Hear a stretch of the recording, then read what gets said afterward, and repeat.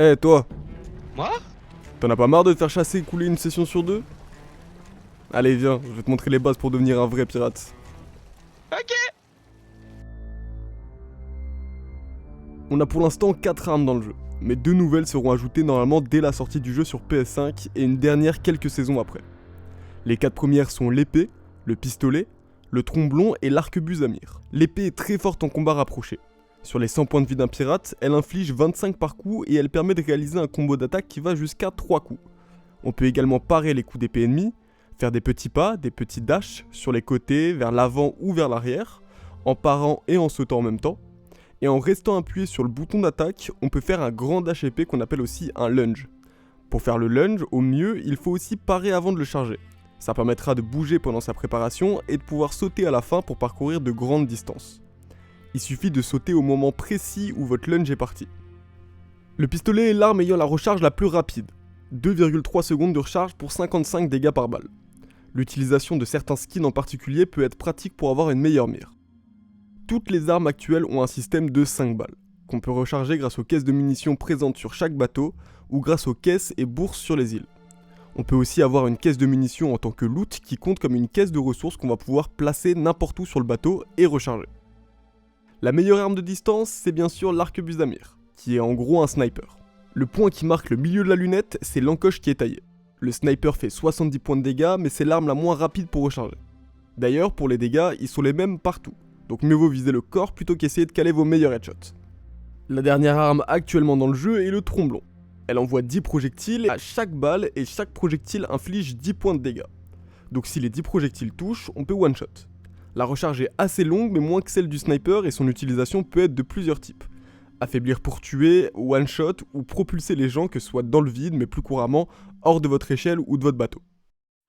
Les nouvelles armes qui seront introduites sont le double pistolet et la dague. Le double pistolet inflige 45 points par balle et on peut envoyer 2 balles d'un coup pour infliger 90, mais c'est très peu précis. Donc le mieux sera sûrement d'envoyer une des 2 balles et de finir l'ennemi avec une autre arme à gros dégâts, ou alors de renvoyer une balle si la première est manquée. Cette arme a aussi la particularité d'avoir 6 balles, donc 3 paires de 2.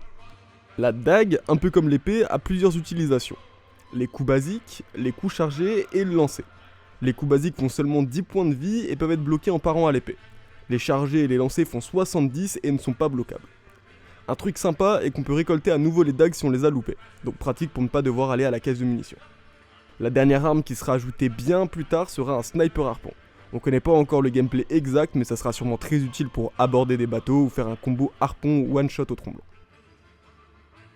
On va commencer par les combos à l'épée. Si vous aimez jouer à l'épée, il faut énormément bouger et esquiver les coups de tromblon. Mais vous avez plusieurs combos qui peuvent vous aider. Avec un pistolet, on a un combo très rapide, extrêmement pratique en PvE, mais moins en PvP, car les balles de pistolet sont assez dures à toucher par rapport au sniper. Cependant, une balle et 2 coups d'épée ou un lunge, ça fait un mort, et ça peut aller vite.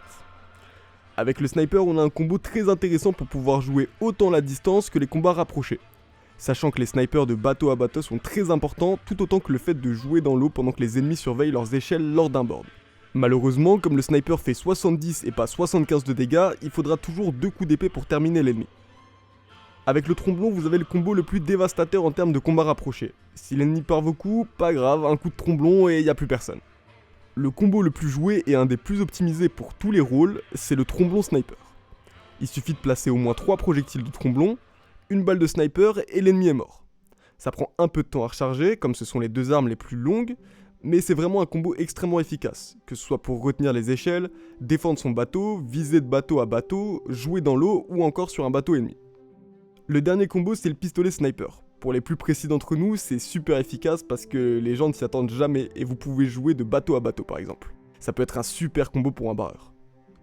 Avec les nouvelles armes, on va bien sûr avoir de nouveaux combos qui vont se former. Déjà, on peut penser au combo double pistolet sniper. Très intéressant car contrairement au combo original, la deuxième balle de pistolet peut nous sauver si on manque la première. Avec le double pistolet et les dagues, on peut obtenir plus de rapidité lors des combats rapprochés. Le combat dague sniper m'a l'air vachement fort aussi, ça rappelle le sword snipe en ayant une deuxième arme de semi-portée. Et derrière on peut imaginer du dague sword, même si je doute de l'efficacité à part pour des gameplays ultra sauvages, ou du double pistol tromblon ou dague tromblon qui peuvent être intéressants pareil pour des gameplays très rapprochés. Tout combo a une faille, c'est la recharge et le manque de dégâts de zone. Pour remédier à ça, on a les boulets du chaos et les boulets incendiaires. Alors bon, à part en PvE ou pour couler des noobs toxiques, les boulets incendiaires c'est pas un truc de fou. Ça va mettre un peu de dégâts et peut potentiellement te couvrir sur un board le temps d'une seconde, mais si vous jouez en PvP, je vous conseille vraiment plus de remplir vos poches de boulets de KO. Si vous touchez l'ennemi directement, vous lui infligerez 50 points de dégâts. Et ça fait des dégâts de zone, donc même si vous le touchez légèrement à côté, ça va le bump et lui infliger des dégâts. C'est hyper fort pour empêcher les mecs d'écoper correctement ou de baisser les points de vie d'un ennemi au loin pour pouvoir le terminer au sniper. Ou l'inverse. On peut aussi les envoyer au canon, mais on parlera de ça dans la vidéo sur les canons. On parle de dégâts depuis tout à l'heure, mais comment on fait pour se régénérer? Eh bah c'est simple, on mange. On a des fruits et de la viande. La viande a la particularité d'avoir 2 morceaux, ce qui permet d'avoir plus de nourriture dans ton inventaire et permet aussi d'alimenter une barre de régénération passive. Quand tu seras plus en combat pendant une dizaine de secondes, cette deuxième barre permettra de régénérer tes points de vie automatiquement petit à petit. Pour trier les nourritures, on a banane qui régène 20%, noix de coco 30%, grenade 40%, mangue 50%. Ensuite, on a les viandes et les poissons qui régènent 50% et de l'overheal, et qui se mangent en 2 fois. Les poissons notés comme trophées régènent un peu plus que les basiques. La meilleure bouffe, l'ananas, qui régène 100% et qui se mange aussi en 2 fois. Et viennent les kraken et mégalodons, qui en plus de régènent 100% et de se manger en 2 fois, remplissent 50% de la barre de heal auto. Dans ce jeu, il faut faire extrêmement gaffe aux positions de ton bateau. Certaines situations te donneront un gros avantage et d'autres sont à éviter le plus possible. On commence par la situation la plus merdique à avoir en face de n'importe quel bateau, le nose. Yo, they're fucking us. Pizza, what is this angle that we have? This angle is terrible. Pizza, what the fuck are you doing? À l'avant du bateau, il n'y a pas de canon, il n'y a que des harpons, qui à la limite vous permettront de prendre un joueur, mais ça si vous n'êtes pas déjà fait one shot par un boulet. Les bateaux ont souvent un dos assez protégé, alors que le nez lui est totalement plat.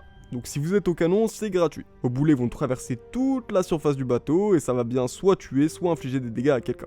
En plus de ça, c'est gratuit pour les chaîner, il y a un grand T en face de toi, t'as juste à tirer tout droit. Il faut toujours faire attention en combat à ne pas nose. Que ce soit pour 10 secondes comme pour 2, ça peut être fatal très rapidement. La situation de la parallèle c'est bien, mais généralement que pour un des 2 bateaux. En brig et sloop, le côté fort est à gauche. C'est un côté où vous aurez un trou en moins à gérer et quasiment aucun problème de vision au canon quand vous perdez un mât. En galion, ce sera le côté droit. Donc en toute logique, quand vous êtes en parallèle en brig contre brig, c'est que quelqu'un a envie qu'on lui ouvre sa calque bien comme il faut. Des fois, en monde ouvert, on n'aura pas trop le choix. Mais si vous avez le temps de setup votre combat pour vous placer du côté fort par rapport à l'ennemi, vous mettez toutes les chances de votre côté. Et si chacun des 2 bateaux se met au côté fort, généralement, on va se trouver dans une situation de circle. Le circle, c'est la situation parfaite. Alors oui, c'est un peu plus dur à viser pour les canons, comme c'est pas tout droit, mais c'est ça qui est beau, placer un chaîné en plein circle pour briser la rotation ennemie et les faire nose. C'est ça, Sea of Thieves.